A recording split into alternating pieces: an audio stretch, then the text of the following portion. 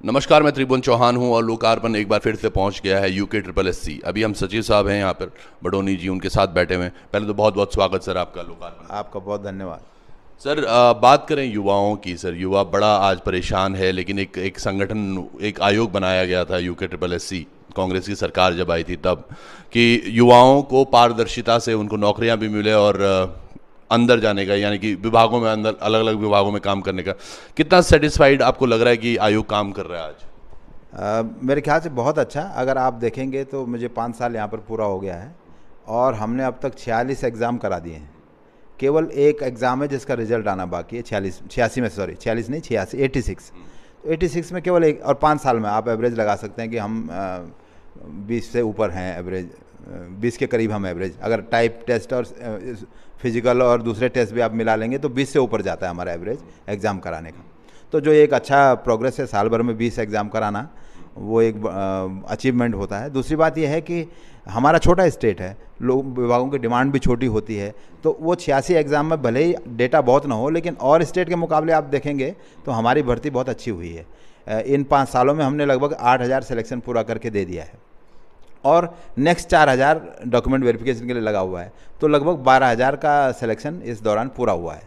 तो ये एक काफ़ी अचीवमेंट है। अगर यूपी में दूसरी जगह देखेंगे तो इस पॉपुलेशन के हिसाब से 33 करोड़ या 1 करोड़, तो ये सिलेक्शन काफ़ी अच्छा हुआ है। चलिए, बहुत अच्छी बात है सर, और कहीं ना कहीं जनता इस चीज़ को मानती भी और समझती भी है। लेकिन कहीं पर जैसे एक दो एग्ज़ाम की हम बात करें, पीछे 2016 में एक एग्ज़ाम कैंसिल हो गया था, उसके मुख्य कारण क्या रहे सर? उसका मुख्य कारण ये था कि कुछ बच्चों ने कोर्ट में अपने पिटिशन में ये कहा कि एक कोचिंग है रुड़की में जिससे 66 बच्चे निकल गए एक ही कोचिंग से। तो फिर आयोग ने ये सोचा कि ये थोड़ा वैसा डाटा है, सेंसेशनल सा डाटा है, और इसको जिलाधिकारी से जांच करानी चाहिए। और जिलाधिकारी से जब हमने अनुरोध किया तो वो कोचिंग का उन्होंने भ्रमण किया और उन्होंने मीडिया में कहा कि साहब ये कोचिंग तो एकदम डब्बा ही है, जैसा बिल्कुल उसका कुछ इंफ्रास्ट्रक्चर नहीं, कोई यहाँ टीचर नहीं है। तो फिर ये निकल जाना एक बड़ा वो है। मैंने जिला अधिकारी की एक प्राइमरी प्रिलिमिनरी जो जांच हुई, उसके बाद ये आदेश निकाला गया, उसके बाद उनकी डिटेल जांच रिपोर्ट आई। तो उसमें उनका ये कहना था कि हो सकता है इस मामले में जो पेपर था उसकी सूचिता नहीं बनी रह सकी, और जब पेपर की सूचिता का मामला आया तो हमने उसे कैंसिल कर दिया। अगर संभावना भी थी, ये संभावना ही थी, वैसे इसमें डेफिनेट नहीं था, लेकिन पेपर, चूंकि अगर पेपर लीक कुछ होता है तो उसको कितने लोगों ने यूज़ किया है, आप उसका परिमाण एक तरह से नहीं पता कर सकते। तो इस कारण से वो एग्ज़ाम कैंसिल किया था। सर इसी तरह से अब जो बीपीडीओ या बीडीओ का जो पेपर हुआ है, इसमें भी कहीं ना कहीं अनियमितताएं जो छात्रों को लग रही हैं अभी वो आ रही हैं, लेकिन उसके साथ साथ कई तथ्य ऐसे भी हैं जिन पर एस राजू जी ने भी बोला है कि हाँ 3-4 लोग कुछ इस तरह से। क्या इस पर सीबीआई इन्वेस्टिगेशन या फिर कुछ इन्वेस्टिगेशन आप प्लान कर रहे हैं? ये बहुत दिन से आपने भी अभी इंटरव्यू किया था हमारे साथ भी, तो हमने सब बच्चों से एक ही रिक्वेस्ट किया था कि आप जो है अनर्गल बात करने के बजाय एक जिम्मेदारी से तथ्यपूर्ण कोई शिकायत दो जिसकी हम जांच कर सकें।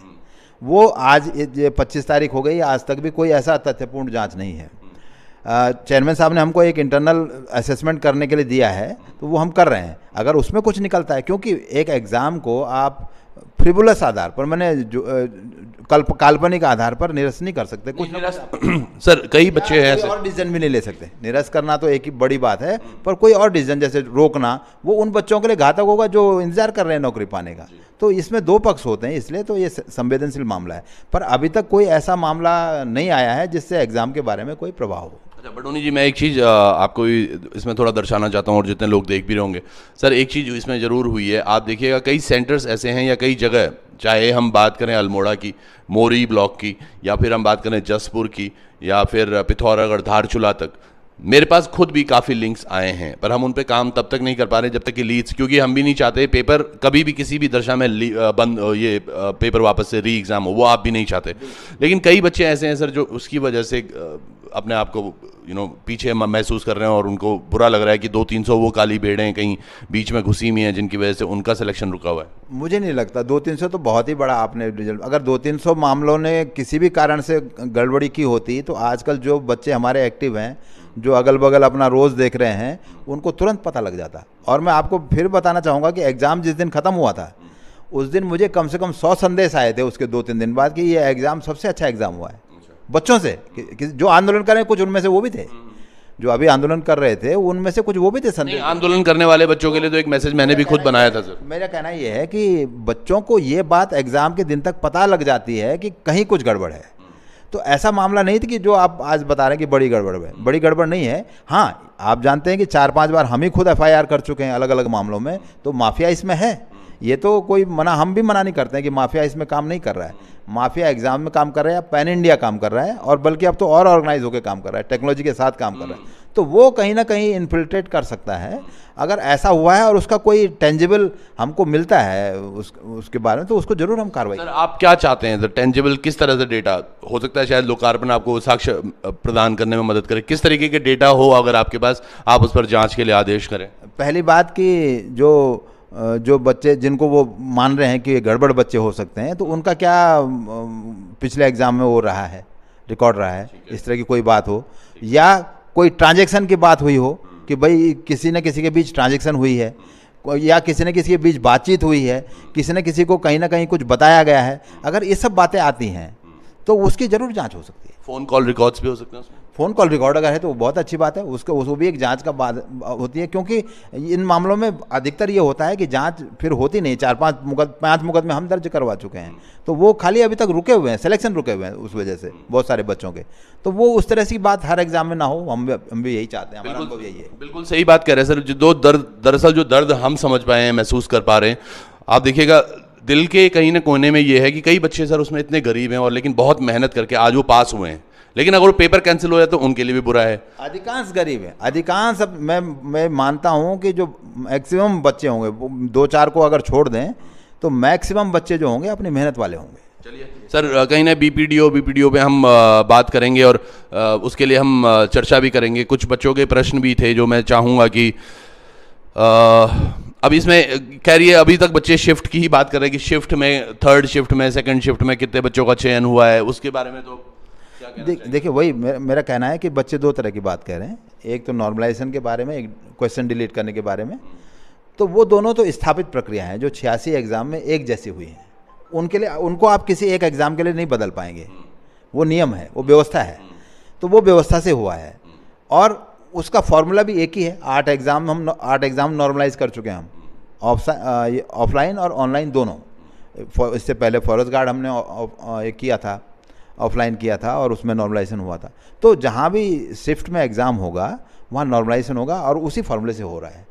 तो उसमें अगर मैं बच्चों को यही कह रहा हूँ कि इसमें आप ये ना बताएं कि ये गड़बड़। मैं ये कह रहा हूँ कि हमारा बच्चे तो रेलवे का भी दे रहे हैं, वहाँ भी नॉर्मलाइजेशन हो रहा है, दूसरी जगह दे रहे हैं वहाँ नॉर्मलाइजेशन। तो अगर हमारी नॉर्मलाइजेशन प्रक्रिया में और वहाँ की नॉर्मलाइजेशन प्रक्रिया में कुछ अंतर पाते हैं, हमें इंप्रूव करना चाहिए, तो वो जरूर हमें बताएं। चलिए, ये तो बहुत अच्छी बात है, स्वागत करने के लिए तैयार हैं बडोनी जी अगर कोई इम्प्रूवमेंट उसमें करनी है।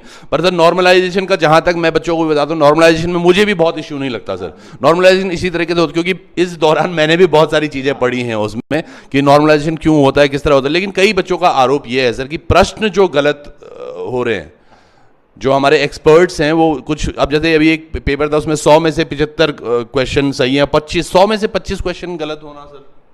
नहीं, ये जो 100 में से 25 बोल रहे हैं, 25%, वो इसी फॉरेस्टर के लिए कह रहे हैं।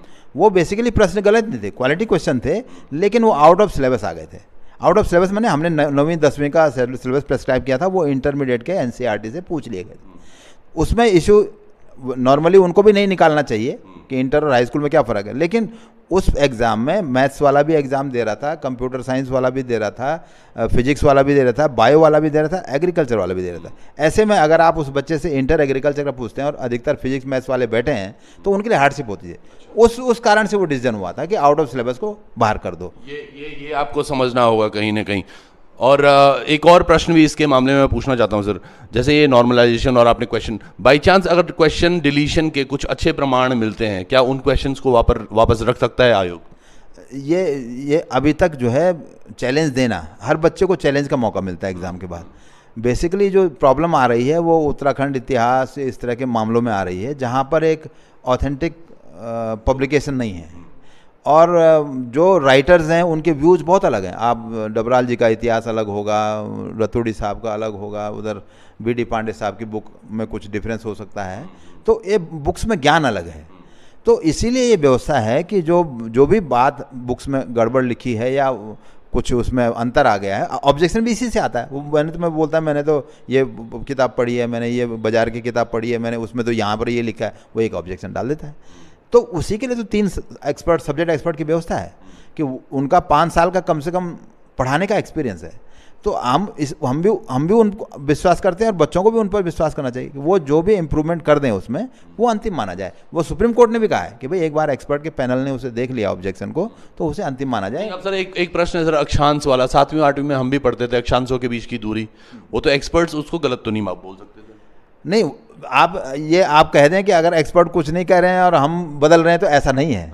जो भी एक्सपर्ट कहते हैं ये तो प्रश्न एक बहुत नॉर्मल सा है ना, अक्षांश वाला तो नहीं। तो उसमें वही मैं कह रहा हूँ कि आप जब तक वो मटेरियल नहीं देखेंगे जिसके आधार पर एक्सपर्ट्स ने कहा है, अपनी राय दी, वो लिखित राय देते हैं, ऐसा भी नहीं कि वो मौखिक राय दें, मौखिक राय नहीं देते, वो लिखित राय देते हैं, तीनों उसमें हस्ताक्षर करते हैं, उसके बाद वो उसका जवाब चेंज होता है।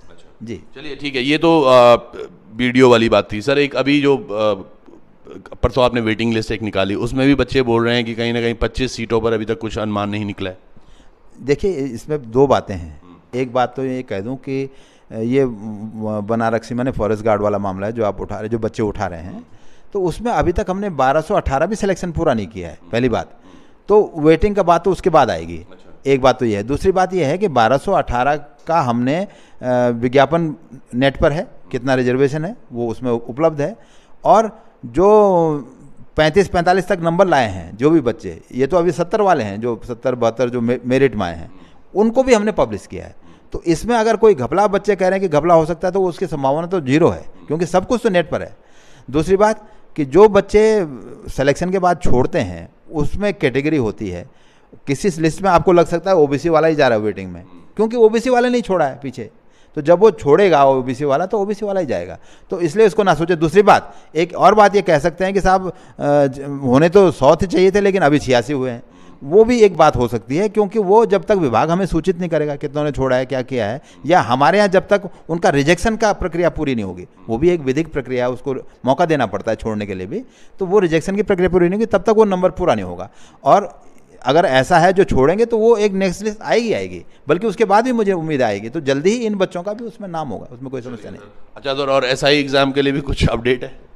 अभी तो उसका फिजिकल होना है, और हम पिछले 20-25 दिन वही वाली बात है, तब भी होने वाला था। कांस्टेबल की बात आप कह रहे हैं, लेकिन जानकारी में ये आया है अनौपचारिक कि उसका कुछ एज बढ़ाई जा रही है। अच्छा, उस पर विचार चल रहा है, तो उसके बाद ही इसमें निर्णय होगा। तो मतलब ये एक अच्छी खबर हो सकती है युवाओं के लिए जो बोल रहे थे कि भाई एज बढ़ानी चाहिए। इसकी कोई निश्चित जानकारी मेरे पास नहीं है, लेकिन अनौपचारिक रूप से पता लगा है। चलिए सर, इतनी टेंशनों के बीच में एक खुशखबरी आपने हल्के मुंह मुस्कुराहट तो दी जी।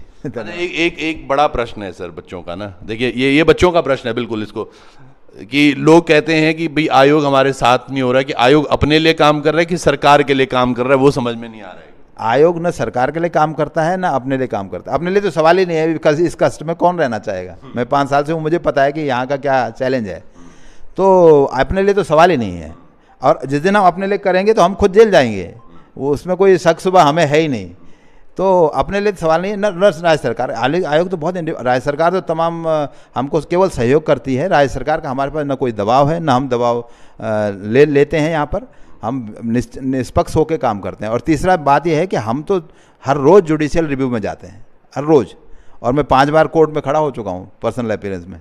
तो ऐसा नहीं है कि हम लोग इंडिपेंडेंट और ऐसा डिसीजन ले लें जो तानाशाही भरा हो या वो हो। कौन ले रहा है डिसीजन? मिलकर ले रहे हैं सब लोग।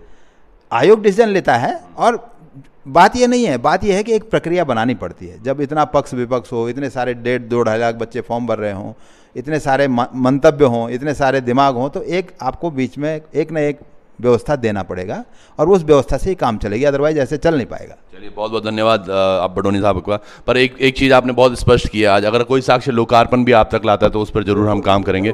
पर हमारी कोशिश फिर भी वही रहेगी सर कि हम पेपर ना कैंसिल होने दें, हम थोड़ा उन शीप्स पे, ब्लैक शीप्स पे काम करें सर। जरूर, हम भी वही कर रहे हैं, हम भी उसी, और हमने ओपन आपसे भी कहा, अपने संवाद में भी कहा कि आप तथ्यात्मक बात कुछ रखो, ऐसे फ्रिवलस या हल्के बातों पर एग्जाम को फंसाना उचित नहीं है। कल के दिन सभी इसका फायदा लेते हैं। चलिए, बहुत बहुत धन्यवाद सर, और आपका भी बहुत बहुत धन्यवाद सर। धन्यवाद, बहुत।